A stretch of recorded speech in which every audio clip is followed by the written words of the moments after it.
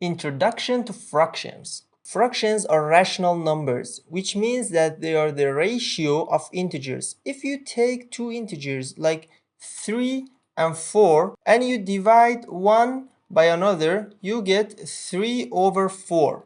I will read that as 3 over 4 or 3/4. Fractions are also one of the concepts from this course that you will use most often in real life. And that's because fractions answer real-world questions. Like, what a better value, 2 pounds of orange for $3 or 4.5 pounds of orange for $6? Later on in this lesson group, we will work through all the rules for fractions arithmetic, but we will start by looking at equivalent fractions so that we can understand the fractions like 2 over 3 and 10 over 15, while they might look different, actually represent the same value. Fractions are something that looks like this. So we would say this fraction is 1 over 2 and this fraction is 5 over 6. We could also say that this fraction represents 1/2 and this fraction represents 5/6. The first thing you want to know about the fraction is that we always call the top number numerator and we always call the bottom number the denominator. And in a fraction, the top number is always divided by the denominator. So this line in between numerator and denominator means division. So this fraction 1 over 2 also means 1 divided by 2, and this fraction here 5 over 6 also means 5 divided by 6. With that in mind, remember that we can never divide by 0, which means that the denominator of the fraction can never be a 0, because if the denominator was 0 instead of 1 over 2 and we had 1 over 0, that would mean 1 divided by 0. We would be dividing by 0 and we can't do that. That breaks a rule in math. So we never write a 0 in denominator. Not only fractions represent division, but they also represent parts of a whole.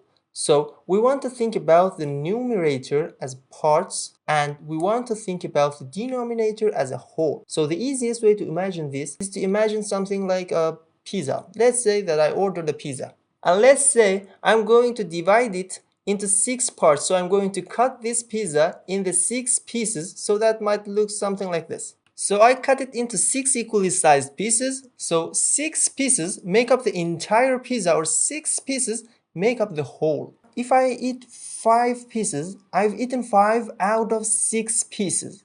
And I would express the amount of the pizza that I've eaten as this fraction here, 5 out of 6, 5 over 6. If I eat 1 out of 6, I would write that as 1 over 6. If I eat 2 out of 6 pieces, I would write that as 2/6. If I eat 4 out of 6 pieces, I would write that as 4 over 6. So that's giving you the idea of parts of a whole. Think about it this way. If I eat 5 out of 6 pieces, that means that I have 1 of them remaining. So I have 1 over 6 pieces remaining. If I eat 1 out of the 6 pieces, that means I have 5 of them remaining. So I have 5 over 6 pieces remaining. If I eat 2, I have 4 left, 4 out of 6 left. So my remaining pizza is 4 out of 6, or 4/6 of the pizza. If I eat 4 of the pieces, I have 2 out of the 6 pieces remaining. So these are the number of eaten pieces and these are the number of remaining pieces. And you will notice that they always add to 6 out of 6 total pieces. For example, if I eat 4, I have 2 remaining. And if I add those together, 4 plus 2 will be 6. I get a total 6 out of 6 pieces that represents the entire pizza. So all that to say, you want to imagine every fraction as a part of a whole, where the numerator represents the parts and the denominator represents the whole. The only other points we want to make here are that you will often see fractions written this way, with the numerator above the denominator. But we will also write fractions this way. So instead of 1 over 2 written this way, we will write it as 1 divided by 2 like this. If we're writing it, for example, in the middle of the paragraph, 5 over 6, we can also write as 5 divided by 6 with this forward slash like this. So 5 over 6 equals to 5 divided by 6. These are both fractions representing the same thing. They're just written different ways.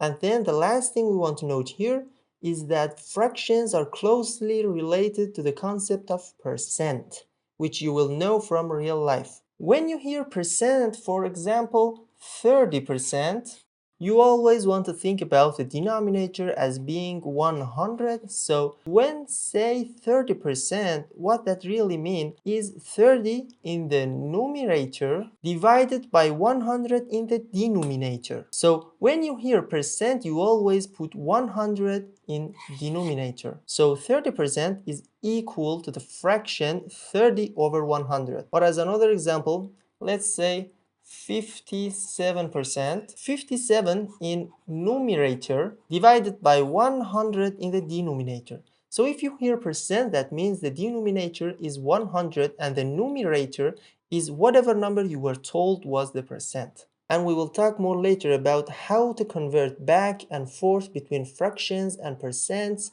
as well as decimals.